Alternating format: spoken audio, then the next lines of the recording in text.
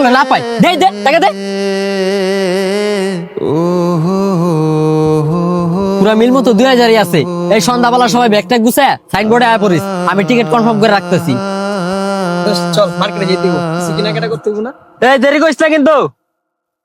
কিরে দোষ, ওরা আমার অপমান করতেছিল করতো, তুই তোর পকেটের থেকে আমার টাকা দিলি কেন?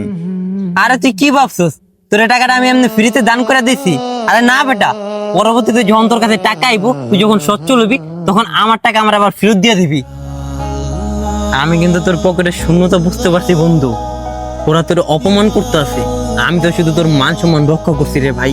আর আমি জানি দোষ তুই কিপটা না, তোর বর্তমানে অবস্থাটা একটু খারাপ। আর আমি হিসাব করে দেখলাম তোর এই টাকা ধার দিতে দিতে আমার অনেক টাকা জমা গেছে। তুই যখন লাইফে অনেক বড় হবি, সাকসেস হবি, সচ্ছল হবি, তখন আমার টাকাগুলো সুদে আসলে ফিরাই দিবি।